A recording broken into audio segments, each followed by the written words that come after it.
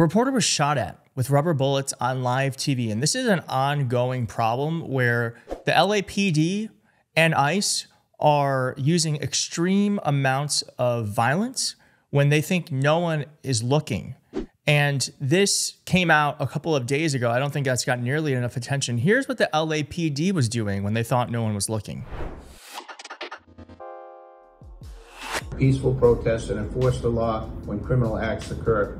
The LAPD remains focused on its core mission to protect lives, safeguard constitutional rights, and serve every neighborhood in Los Angeles with integrity. Let me open it up now for any questions you might have or any points that we can clarify.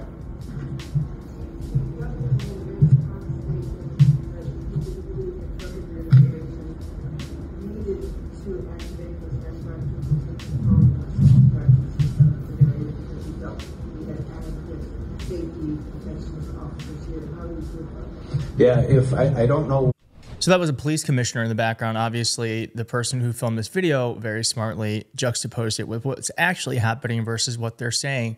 And this protester was doing nothing. Like, he was not in any way in danger. This is a gross abuse of force. It is violence, and it needs to be called out. It needs to be called out because what the LAPD are doing and what the military and ICE are doing is completely out of line. And I also just want to show you too that there have been studies that show that when folks are met with juiced up police in riot gear, it actually does the opposite of what it's intended to do. So for decades, criminal justice experts have warned that warrior-like police tactics escalate conflict at protests instead of diffusing it.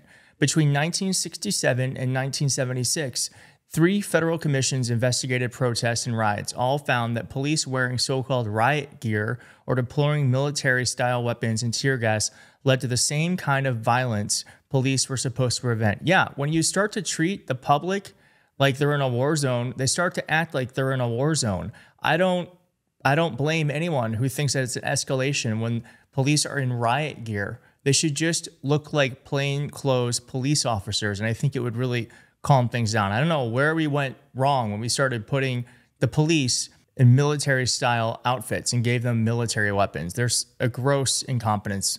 Real quick, if you could like this video, please hit like. It really does help boost this into the algorithm so the more people can see this really important message. Thanks. Here's another viral video where a police officer, look at how he's treating this person. Like, completely unnecessary. And for what? For what? And as someone said here, you expect a peaceful protest, right? Yes, protests I think should be peaceful, but you have to respect the peace. And when you start to bring violence into a peaceful situation, it's not fair to not expect people to react in kind. I think that's kind of like a universal law. What you do to me, I'm going to do back to you. And it is being reported by the Los Angeles Times and the Associated Press that ICE agents are the ones starting the violence in LA. The scene outside one targeted business in the fashion district turned violent after federal immigration authorities used flashbang grenades and pepper spray on people protesting the employees' arrests.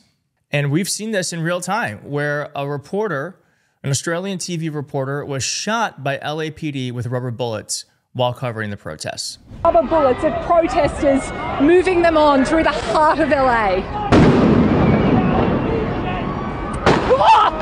You just shut the fuck. Now, awful.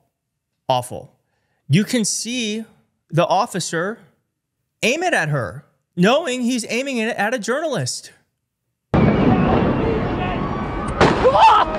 just shut. I'm going to have the editor blur these out so we don't get demonetized, but I do want to show you rubber bullets are not, it's not like, it's not like they're throwing ping pong balls at these protesters. Like, these really do cause serious damage. This is blood caused from rubber bullets. Here's another person who got severely injured from rubber bullets. So these tactics they're using are very violent and they hurt and it's unnecessary. What's happening here is that Donald Trump is escalating a situation that was starting to die down. And Brian Schatz from Hawaii, the senator from Hawaii, asked Pete Hegseth just moments ago about whether or not what's happening in LA is going to spread everywhere. And Pete Hegseth's answer should worry all of us. Can you give us some clarification on whether the orders that were issued apply to specifically Los Angeles, to California generally, or is this a nationwide order? The orders that have been issued, which are publicly available and known, relate to an ongoing situation in Los Angeles, which could expand to other places. But it's quite easy to point out that there has been an invasion of 21 million illegals in our country under the previous administration. So this administration was elected to get a hold of that. Yeah, could we just and when you have ICE officers being attacked with concrete blocks, Secretary, they should be allowed to do their job. Secretary, I'd really like to not try to... That 21 million figure, total lie, is beside the point. But what he's saying there is that LA is a test case. As we have seen, there are protests popping up all across the country.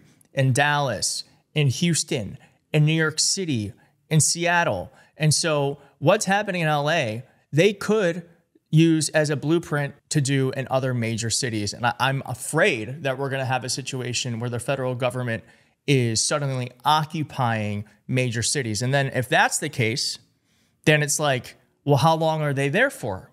And when do they leave? It's a scary situation, but I'm glad we have leaders like Gavin Newsom, who yesterday in an 8-minute speech that I posted here in full, if you want to go check it out. But this is one of my favorite parts where Newsom calls out Trump about what he's really doing. We're seeing unmarked cars in school parking lots, kids afraid of attending their own graduation. Trump is pulling a military dragnet all across Los Angeles, well beyond his stated intent to just go after violent and serious criminals. His agents are arresting dishwashers, gardeners, day laborers, and seamstresses. That's just weakness masquerading as strength. Donald Trump's government isn't protecting our communities, they're traumatizing our communities. And that seems to be the entire point. Yeah, that is the whole point. And I'm so glad there is at least one Democrat out there speaking up, being consistent. The thing that Gavin Newsom is doing so well is that he is responding in the moment, in real time. It's what you got to do to push back on this stuff. So smart of him doing an 8-minute speech that was covered by major networks. Again, that is on the main channel here if you want to go look for that. I'll put it in the comments below so you can watch it if you'd like. But we need more Gavin Newsoms. He can't be the only one. We need more. And I hope we get them because it's going to take all of us, our leaders and us, pushing back to make sure that Donald Trump understands that there are limits to what he can do in this country. Thank you so much for watching. If you liked the video, please hit like on the video. If you're not subscribed, consider subscribing, and I'll see you next time.